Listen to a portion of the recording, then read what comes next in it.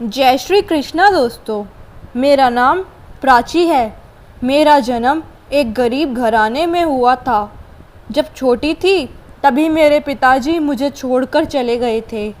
मेरी माँ ने मुझे दूसरों के घरों में काम करके पाला था। भगवान ने पैसा तो नहीं दिया था, लेकिन मुझे खूबसूरती दिल खोल कर दी थी।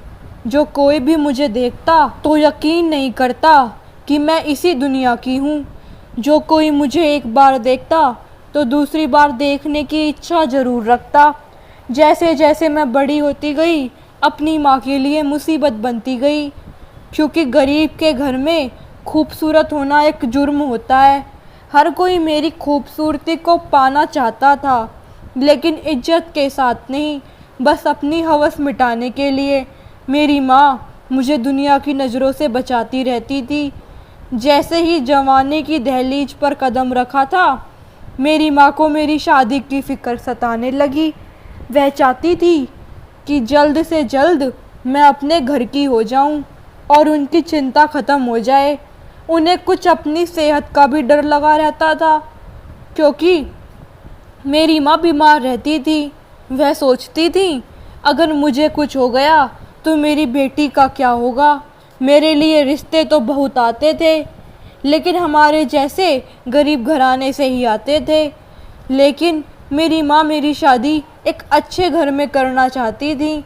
वह नहीं चाहती थी कि मेरी बेटी ने अब तक भी दुख उठाए और शादी के बाद भी दुख उठाए। रिश्ता कराने वाली से कहती कि मेरी बेटी तो चांद का टुकड़ा है। ऐसे ही किसी ऐरे गहरे घर में मेरी बेटी को नहीं दे सकती मैं। और फिर बहुत कोशिशों के बाद मेरा एक रिश्ता आ ही गया। लड़के वाले बहुत अमीर थे। वह 7 भाई थे। उनके पिता उनका साथ बहुत पहले ही छोड़ चुके थे। सातों भाई बहुत ही हैंडसम थे। मेरा रिश्ता दूसरे नंबर वाले लड़के के लिए आया था। मेरी माँ को विश्वास ही नहीं हुआ कि इतने अमीर घर का रिश्ता हमारे घर आया था। मैं भी हैरान थी कि इतने पैसे वाले लोग हम गरीब लोगों के घर में शादी क्यों करना चाहते हैं। मैंने सुना था कि उनके घर में नौकरों की फ़ौज है, गाड़ियों की लाइन लगी है, बैंक बैलेंस है, बहुत बड़ी कोठी है। मेरी सास बहुत ही मॉडर्न ख्याल की थी। जब मुझे देखने आई थी तब मैंने देखा था बहुत ही मॉडर्न लिबास, मेकअप में लिपी पुती बैठी थी। इस रिश्ते को लेकर मेरी माँ के पैर तो ज़मीन पर ही नहीं पड़ रहे थे। वह खुशी से फूल ही नहीं समा रही थी, बार बार मेरा माथा चूम रही थी और मेरे अच्छी नसीब होने की दुआएं देती। लेकिन पता नहीं क्यों मेरी सिक्स सेंस मुझे कुछ गड़बड़ होने का एहसास करा रही थी, क्योंकि खूबसूरत होना कोई ख़ास वजह नहीं थी। मेरे जैसी खूबसूरत लड़कियां उनके लेवल में भी मिल सकती थीं। फिर भला वो मुझे जैसी लोअर मिडिल क्लास लड़की से ही शादी क्यों करना चाहते थे। फिर मैंने अपने दिल को यह कहकर समझाया कि हो सकता है अमीर घरानों की लड़कियां बहुत ज़्यादा नकचड़ी होती हैं और वह अपने ससुराल वालों को तिगनी का नाच नचाती हैं, इसलिए वह एक सीधी सादी लड़की से शादी करना चाहते हो जो कि उनके पूरे परिवार को बांध कर चले। मेरी मंगनी का दिन भी आ गया। मंगनी वाले दिन मेरी ससुराल वाले बहुत ही कीमती सामान लेकर आए थे। ऐसी ऐसी चीज़ें लाए थे जो मैंने अपनी ज़िंदगी में पहले कभी इस्तेमाल नहीं की थी और ना ही कभी इस्तेमाल करने के बारे में सोचा था। एक से एक कीमती गहने और कपड़ों के ढेर लेकर आए थे। मेरे मोहल्ले वाली लड़कियों ने जब देखा तो दांतों तले उंगली दबा ली थी। किसी को भी विश्वास नहीं हो रहा था कि मेरी किस्मत ऐसे भी चमक सकती है। विश्वास तो मुझे भी खुद नहीं हो रहा था कि भगवान ने इतनी अच्छी किस्मत दी है मुझे। 1 हफ्ते बाद ही शादी भी हो गई। शादी पर भी मेरे ससुराल वाले बहुत ही कीमती सामान लेकर आए थे और कोई हमसे दहेज भी नहीं लिया था। मैं एक बड़ी सी गाड़ी में बैठकर अपनी ससुराल आ गई। ससुराल आने पर मैं और भी ज़्यादा हैरान रह गई, क्योंकि मेरे ससुराल में ये लग ही नहीं रहा था कि ये शादी वाला घर है। बहुत ही गिने चुने मेहमान थे।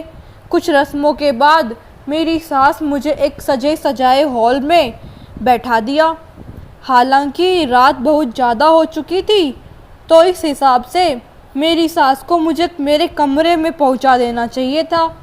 फिर मेरी सास मेरे पास आकर बैठ गई और कहने लगी, प्राची बेटा, हमारे यहाँ एक ख़ास रस्म होती है।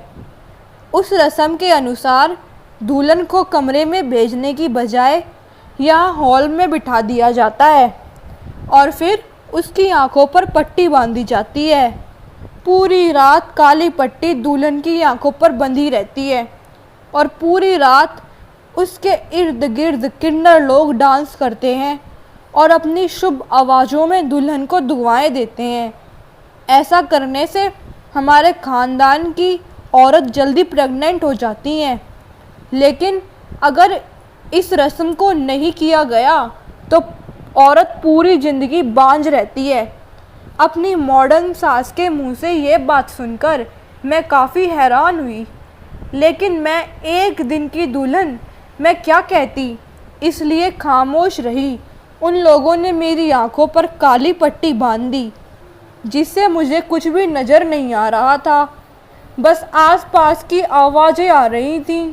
उन आवाज़ों में उन खोजाओं की दुआएं थीं या गाने कुछ समझ नहीं आ रहे थे।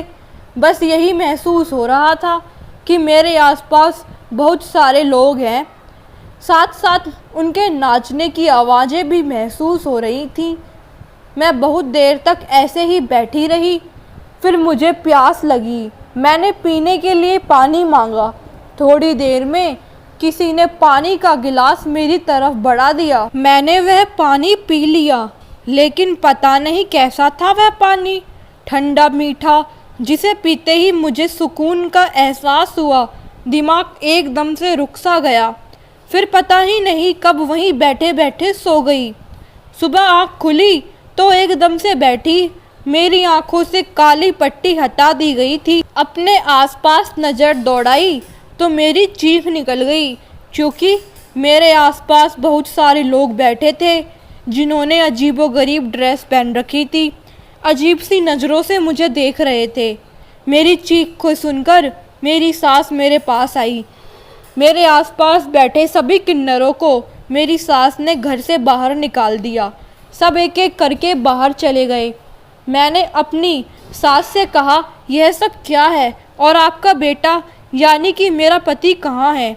मेरी सास मुझे तसल्ली देते हुए बोली, प्राची घबराओ मत, यह किन्नर लोग हैं, बहुत ही भाग्यवान होते हैं, इनकी दुआओं में बहुत असर होता है। 7 दिन तक तुम्हें यहीं हॉल में बैठाया जाएगा और यह लोग दुआएं करेंगे तुम्हारे लिए, तुम्हारे आने वाले बच्चे के लिए। 7 दिन तक तुम्हें इस रस्म को पूरा करना है, उसके बाद ही तुम अपने पति से मिल पाओगी।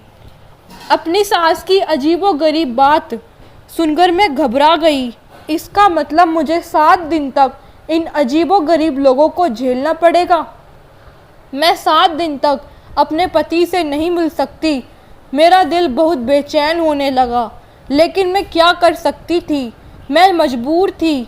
मैं एक दिन की दुल्हन भला मुंह खोलकर कैसे कह देती कि मुझे अपने पति के पास जाना है। अब मेरे पास यह सब करने के अलावा कोई और चारा नहीं था। दूसरे दिन भी मुझे दुल्हन की तरह तैयार किया गया और मेरी आंखों पर काली पट्टी बांधी और मुझे हॉल में बैठा दिया गया। फिर से मेरे आसपास नाचने गाने की आवाज़ आने लगी। बहुत तेज ढोल की आवाज़ भी मेरे कानों में पड़ रही थी। उन लोगों के कुछ गाने, कुछ बोलने की आवाज़ भी आ रही थी। मुझे बैठे अभी थोड़ी ही देर हुई थी कि मुझे फिर से नींद आने लगी और मैं वहीं बैठे बैठे सो गई। सुबह उठी तो फिर से वही सब लोग मेरे आसपास बैठे हुए थे। उनके चेहरे देखकर मुझे दहशत होती थी। मेरा पूरा शरीर थकावट से चूर था। ऐसा लगता था कि जैसे पूरी रात मैंने कितनी मेहनत की है। फिर ऐसे ही करते करते पूरे 7 दिन तक यह ड्रामा चला। 8वें दिन मुझे मेरे कमरे में पहुंचा दिया गया। पूरा कमरा फूलों से सजाया गया था। मैं अपने पति से अब तक नहीं मिली थी। मैंने अपनी सास से कहा, क्या सुमित से आज मैं मिल पाऊंगी? मेरी सास मेरी बात सुनकर हंस पड़ी। बोली, बड़ी बेशर्म लड़की हो, अपने पति से मिलने की बड़ी जल्दी है। अपनी सास की बात सुनकर मैं शर्मा गई। मेरी सास मुझे बेड पर बिठाकर बाहर चली गई और मैं बैठकर अपने पति का इंतज़ार करने लगी। आज 7 दिन बाद मैं सुमित का इंतज़ार कर रही थी। मेरा दिल ज़ोरों से धड़क रहा था। तभी कमरे के बाहर मुझे किसी के आने की आहट सुनाई दी। मैं जल्दी से सिमटकर बैठ गई। कोई दरवाज़ा खोलकर अंदर आया। आने वाला मेरे पास आकर खड़ा हो गया। मैंने घूंघट की ओट से देखा। आने वाला इंसान बहुत पुराने से कपड़े पहने हुए था। देखने से वह दूल्हा तो बिल्कुल भी नहीं लग रहा था। वह आने वाला इंसान जल्दी से मेरे कानों के पास आया और बोला, जितनी जल्दी हो सके यहाँ से भाग जाओ, यह लोग अच्छे नहीं हैं। इससे पहले कि मैं उसको कुछ कहती या अपनी घूंघट हटाती, वो जल्दी से कमरे से बाहर निकल गया। मैं उसका चेहरा देख नहीं पाई थी। पता नहीं कौन था। उसकी बात मेरे दिमाग में हलचल मचा रही थी। यह लोग अच्छे नहीं हैं। कौन था वह? और वह मेरे ससुराल वालों को बुरा क्यों बता रहा था? आखिर यह सब मेरे साथ क्या हो रहा था? अभी मैं यही सब कुछ सोच रही थी कि मेरी सास दोबारा कमरे में आई और मुझसे कहने लगी, देखो प्राची, अभी अभी मेरे गुरुजी का फ़ोन आया था। कह रहे थे कि जो रस्म हुई थी अभी आधी अधूरी है, इसमें अभी कुछ और भी करना है। इसलिए तुम अभी सुमित से मिल तो सकती हो, लेकिन उसके साथ अपनी शादीशुदा ज़िंदगी को शुरू मत करना। मेरी बात समझ रही हो ना? तुम्हें अभी तक कुंवारा ही रहना है। अपनी सास की बात सुनकर मैं हैरान हो गई। यह भला कौन सी रस्म है जो पत्नी को अपने पति से मिलने से रोक रही है? हम दोनों की शादी हुई थी और यह हक हमें कानून ने भी दिया था और भगवान ने भी दिया था कि हम पति पत्नी अपनी शादीशुदा ज़िंदगी की शुरुआत करें। फिर भला मेरी सास इन रस्मों के नाम पर हम लोगों को अलग क्यों कर रहे? थोड़ी देर बाद मेरे पति सुमित अंदर कमरे में आया। उसने मुझसे मेरे हालचाल पूछे, 2-4 इधर उधर की बातें की और अपना बिस्तर अलग लगाकर सो गया। शायद उसे उसकी माँ पहले ही सब कुछ समझा चुकी थी। मैं भी बेड पर लेट गई। अब रोज़ ऐसा ही होने लगा। सुमित मेरे पास नहीं आता। हम दोनों कमरे में अलग अलग सोते थे। कभी कभी रात को वो लोग आते और मेरी आंखों पर पट्टी बांधकर वही पुरानी रस्में करते। मुझे अपने पति की हरकतें बहुत अजीब लग रही थी। जैसे जब वह नहाकर बाथरूम से आता तो घंटों शीशे के सामने खड़ा रहता और खुद को सजाता रहता। चीज़ें भी लड़कियों वाली इस्तेमाल करता था, जैसे हाथों में एक एक कड़ा, उंगलियों में अंगूठियाँ, कानों में ईयरिंग्स। सब लोग मेरे ऊपर कड़ी निगाह रखते थे, जैसे मुझे कहीं भी बाहर नहीं, अकेले नहीं भेजते। अगर मेरा बाहर का कोई काम होता तो या तो सुमित मेरे साथ जाते या फिर मेरी सास। घर के बाहर की तो बात ही छोड़ो, मेरी सास मुझे घर के अंदर भी इधर उधर नहीं घूमने देती थी। बस मैं अपने कमरे तक ही सीमित रहती थी या फिर बाहर खाने की टेबल तक। उस घर में सब लोग ही अजीब थे। सबकी हरकतें मेरे पति जैसी थीं, यानी कि मेरी सास के जितने भी बेटे थे सब जनाना हरकतें करते थे। एक दिन मैं अपने कमरे में बैठी बोर हो रही थी।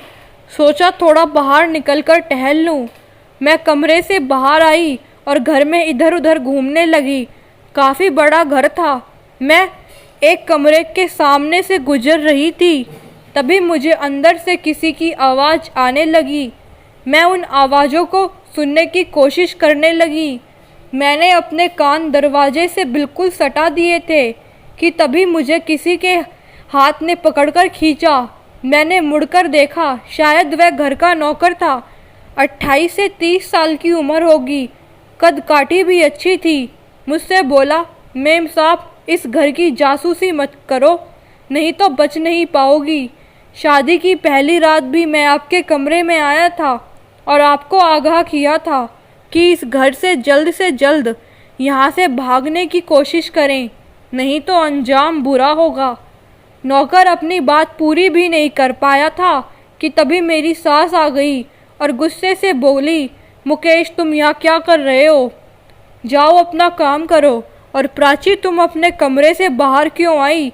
जाओ अपने कमरे में बैठो। मैं अपने कमरे में आकर बैठ गई, लेकिन मेरे कानों में मुकेश की बातें गूंज रही थी। अब पता नहीं क्यों मुझे डर लगने लगा। मेरे साथ कुछ तो गड़बड़ हो रही थी।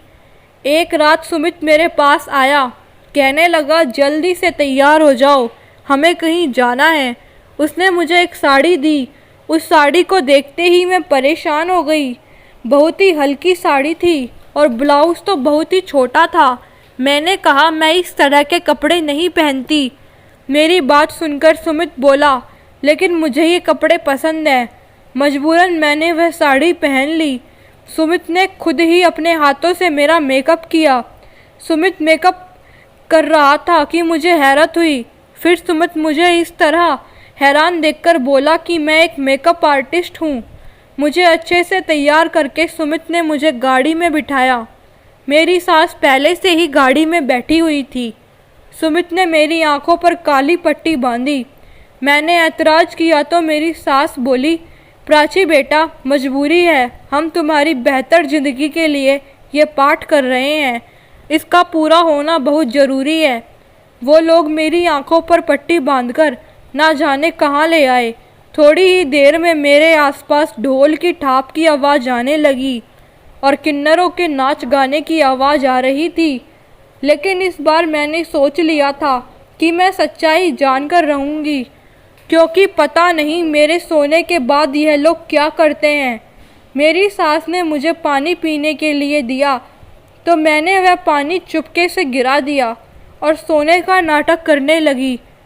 वो लोग पता नहीं मेरे शरीर को अपने हाथों से छू छू कर क्या कर रहे थे। मुझे घिन आने लगी। मैंने चीख मारकर जल्दी से उठ बैठी और अपनी आंखों से पट्टी खोल दी। वह लोग मुझे इस तरह होश में देखकर एकदम से हड़बड़ा गए। एक खोजा मेरी सास की तरफ बढ़ा और कहने लगा, इस लड़की ने हमारी सारी विधि विधान को खराब कर दिया है। अब तुम्हारा बेटा कभी ठीक नहीं हो सकता। तुम इस लड़की को और अपने बेटे को यहाँ से ले जाओ। अपने गुरुजी को इस तरह गुस्से में देखकर मेरी सास घबरा गई। मेरी सास उस खोजा से मिन्नतें करने लगी।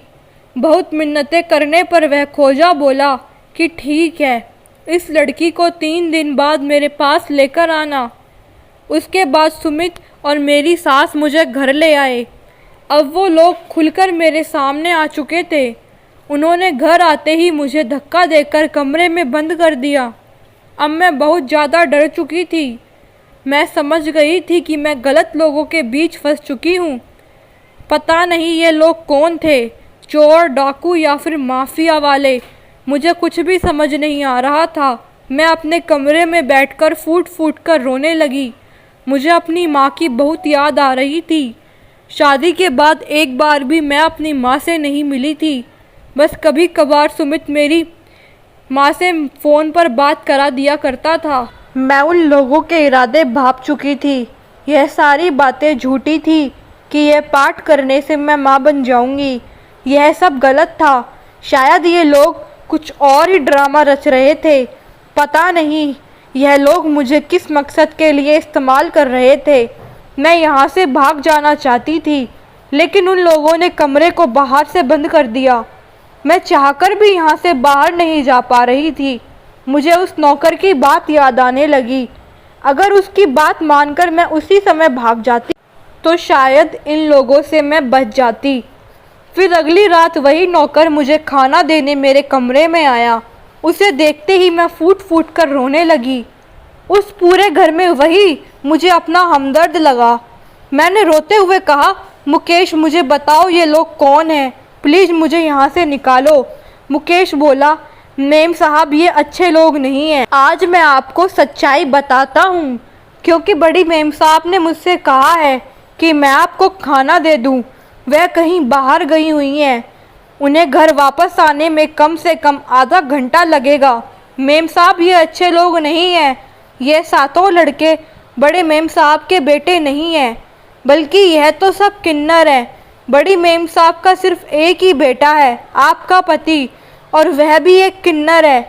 बड़ी मेम साहब से किसी ने कहा था कि कुंवारी दुल्हनों पर कम से कम 14 दिन तक तुम्हें एक पाठ कराना है, और उस पाठ को किन्नर लोग करेंगे तो तुम्हारा किन्नर बेटा ठीक हो जाएगा। और फिर उसे पाठ के आखिरी दिन कुंवारी दुल्हन को ऐसी जगह भेज दिया जाएगा जहाँ से वह कभी वापस नहीं आएगी। मुकेश की बात सुनकर मैं घबरा गई। यानी परसों 14वां दिन था, यानी इस पाठ का आखिरी दिन। मैं बेड पर फूट फूट कर रोने लगी। मुकेश से मेरी हालत देखी नहीं गई। वह मेरे पास आया, कहने लगा, मेम साहब आप इस तरह मत रोइए। मैं तो आपकी जान बचाना चाहता था, लेकिन मैं क्या करता, मैं मजबूर था। लेकिन मैं अपनी आखिरी कोशिश करना चाहता हूँ। अभी बड़ी मेम साहब को आने में टाइम है। आप ऐसा करें, जल्दी से यहाँ से भाग जाएं। मुकेश की बात सुनकर मैं बोली, लेकिन मुकेश मेरे भागने का सारा इल्ज़ाम तुम्हारे ऊपर आएगा और वह लोग तुम्हें नहीं छोड़ेंगे। मैं तुम्हारी जान को खतरे में डालकर नहीं भाग सकती। लेकिन मुकेश ने मेरी एक नहीं सुनी और मुझे ज़बरदस्ती हाथ से पकड़कर घर से बाहर निकाल दिया। मैं वहाँ से भागती हुई सबसे पहले पुलिस स्टेशन पहुँची। मैं पुलिस स्टेशन पहुँची और उन लोगों को बताया कि इस वक्त मेरी जान खतरे में है। मेरे अलावा एक लड़के की जान और खतरे में है। आप जल्दी से चलें, नहीं तो वह लोग उस लड़के के साथ न जाने क्या करेंगे। पुलिस ने तुरंत एक्शन लिया और मेरे साथ मेरी ससुराल पहुंच गए। जब मैं पुलिस के साथ अंदर घर में दाखिल हुई तो मेरी सास और वो सातों लड़के मुकेश पर जुल्म कर रहे थे। मुकेश बेतहासा चीख रहा था, लेकिन उन लोगों को मुकेश पर जरा भी तरस नहीं आ रहा था। पुलिस ने उन लोगों को रंगे हाथों पकड़ लिया और उन्हें गिरफ्तार करके ले गई। जब उन लोगों को असली खातिरदारी दी गई तो उन लोगों ने सारा सच उगल दिया। मेरी सास ने बताया कि मेरा बेटा नामर्द था। मुझे अपने खानदान के लिए वारिस चाहिए, इसलिए मैं अपने बेटे को ठीक करने की हर मुमकिन कोशिश कर रही थी। जब मुझे किसी ने बताया कि मेरा बेटा ठीक हो सकता है, लेकिन उसके लिए 14 दिन की कुंवारी दुल्हन चाहिए, तो मैंने उसकी झूठ मूठ की शादी करा दी। प्राची के साथ सुमित की असली शादी नहीं हुई थी। पंडित जी मेरा ही खरीदा हुआ था। उसने सारे मंत्रों को गलत पढ़ा था। हमारा टोटका पूरा ही होने वाला था कि प्राची को सब कुछ पता चल गया और उसने सब किए कराए पर पानी फेर दिया। लेकिन फिर भी मेरे गुरु ने मुझे एक मौका दिया और प्राची को 3 दिन बाद बुलाया था। हम उसे लेकर जाने वाले थे और उस दिन मेरा बेटा ठीक हो जाता, लेकिन इससे पहले ही मुकेश ने प्राची को भगा दिया। पुलिस ने मेरी सास और उन सातों लड़कों को जेल में डाल दिया। मैं अपने घर वापस आ गई। अपनी माँ के गले लगकर खूब रोई थी और उन्हें सारी कहानी बताई। मेरी माँ भी मेरी किस्मत पर रो रही थी, लेकिन वह शुक्र भी मना रही थी कि मैं सही सलामत उनके पास लौट आई। जिंदगी फिर से अपने पुराने रूटीन पर चल रही थी, लेकिन अब मेरी ज़िंदगी में एक खालीपन था। बस हमेशा चुपचाप बैठी रहती, ना काम करने का मन होता, ना हंसने बोलने का। एक दिन मेरी माँ ने बताया कि प्राची तेरे लिए एक रिश्ता आया है, लेकिन इस बार रिश्ता किसी अमीर खानदान से नहीं बल्कि एक गरीब घर से आया है। मैं इस बार लालच में पड़कर किसी अमीर खानदान में तेरी शादी नहीं करूँगी, क्योंकि मुझे पता है कि हम लोग जैसे हैं वैसे ही लोगों में हमें शादी करनी चाहिए, नहीं तो बेजोड़ की शादी अभिशाप बन जाती है। लेकिन मैंने अपनी माँ से कहा कि मैं शादी नहीं करना चाहती। मेरी माँ की आंखों में आंसू आ गए। कहने लगी, प्राची पता नहीं मैं आज हूँ और कल ना हूँ।